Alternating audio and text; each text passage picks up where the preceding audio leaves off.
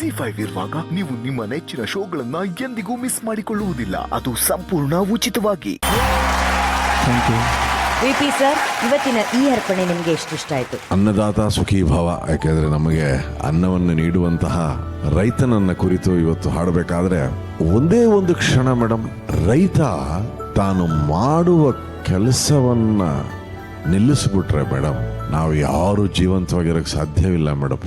ಹಾಗಾಗಿ ಇಂಥ ಒಂದು ಸಂದರ್ಭ ಬಂದಾಗ ಇಂಥ ಒಂದು ಹಾಡನ್ನ ರಾಷ್ಟ್ರಕವಿ ಕುವೆಂಪು ಅವರು, ನಮ್ಮ ಅಶ್ವಥ್ ಸರ ಸಂಗೀತ ನಿರ್ದೇಶನ, ಅವರ ಒಂದು ಸಾಹಿತ್ಯ, ಒಂದೊಂದೊಂದೊಂದು ಪದವನ್ನು ನೋಡ್ತಾ ಇದ್ರೆ ಮತ್ತೆ ಅವರು ಒಂದೇ ಸಾಲಲ್ಲಿ ಹೇಳ್ಬಿಟ್ರು, ಉಳುವ ಯೋಗಿ ಅಂತ.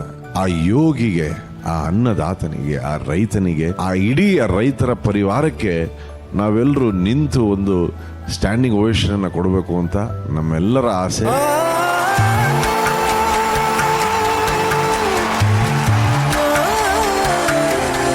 ನಾಡಿನ, ದೇಶದ, ಪ್ರಪಂಚದ ಸಮಸ್ತ ರೈತ ಬಾಂಧವರಿಗೆ ಇವತ್ತು ಸಾರೆಗಮಪ ವೇದಿಕೆಯಿಂದ ನಮ್ಮ ನಾಡಿನ ಜನತೆಯ ಪರವಾಗಿ ನಿಮ್ಮೆಲ್ಲರಿಗೂ ನಾವು ಸಾಷ್ಟಾಂಗ ಪ್ರಣಾಮವನ್ನು ಮಾಡ್ತೇವೆ.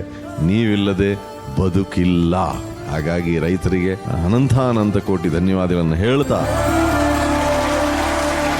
ನಮ್ಮ ದೀಪಕ್ಗೆ ನಿಜಕ್ಕೂ ಕಂಗ್ರ್ಯಾಚುಲೇಷನ್ಸ್ ದೀಪಕ್. ಎಷ್ಟು ಚೆನ್ನಾಗಿ ಹಾಡಿದೆ ರೈತರನ್ನ ಕುರಿತು.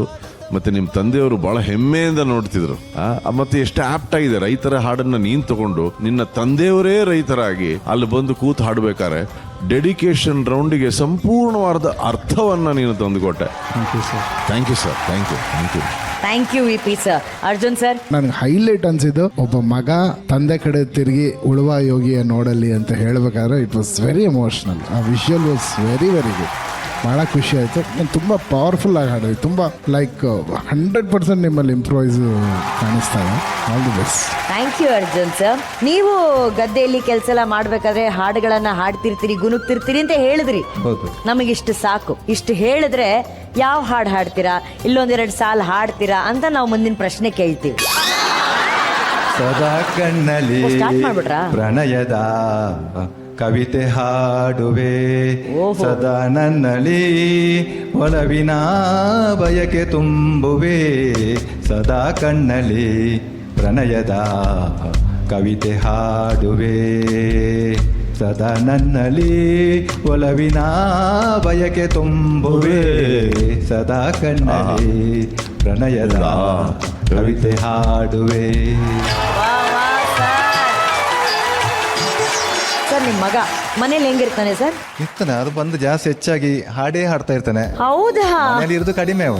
ಅಂದ್ರೆ 4 ವರ್ಷ ಬೆಂಗಳೂರಲ್ಲೇ ಇತ್ತಲ್ವಾ, ಅದಕ್ಕಿಂತ ಮುಂಚೆ ಮನೆಗೆ ಬಂದ ಕೃಷಿಕರಿಗೆಲ್ಲ ಹೆಲ್ಪ್ ಮಾಡ್ತಿದ್ದೆ. ದಿನಚರಿ ಹೆಂಗಿರುತ್ತೆ? ಒಂದು ಬೆಳಿಗ್ಗೆ ಎದ್ದ ತಕ್ಷಣ ಅದೇ ಎದ್ದ ತಕ್ಷಣ ಎರಡು ಸ್ವಲ್ಪ ಲೇಟ್ ಆದ್ರೂ ಕೂಡ ಅದರ ನಂತರ ಮಧ್ಯರಾತ್ರಿ ತನಕ ಇದೇ ಹಾಡನ್ನೇ ಹಾಡ್ತಾ ಇರೋದವ ಹೆಚ್ಚಾಗಿ. ಪಾಪ ಮಧ್ಯರಾತ್ರಿ ಚೆನ್ನಾಗಿ ಮ್ಯಾನೇಜ್ ಮಾಡಿದ್ಯಾ ಕಣ ನೀನು. ಪಾಪ ನಿಮ್ಮ ಅಪ್ಪಂಗೆ ಏನೂ ಗೊತ್ತಿಲ್ಲ ನಿನ್ನ ಬಗ್ಗೆ, ಮಧ್ಯರಾತ್ರಿವರೆಗೂ ಹಾಡ್ತಿರ್ತಾನೆ ಅಂತ ಅನ್ಕೊಂಡಿದ್ದಾರೆ. ನೀವ್ ಹೆಂಗೆ, ಸ್ಟ್ರಿಕ್ಟಾ ಅಥವಾ ಹೆಂಗೆ? ನಾನು ಸ್ಟ್ರಿಕ್ಟ್ ಅಂದ್ರೆ ಅವನ ವಿಶ್ವಾಸ ನನಗೆ ಜಾಸ್ತಿ.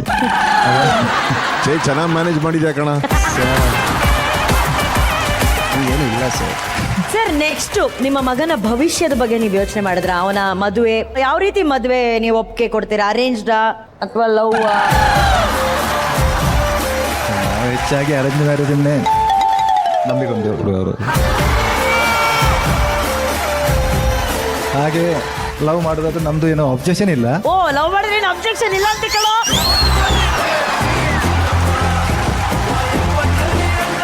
ಚೆನ್ನಾಗಿ ರೆಡಿ ಮಾಡಿದ್ಯಾ ಕಣ.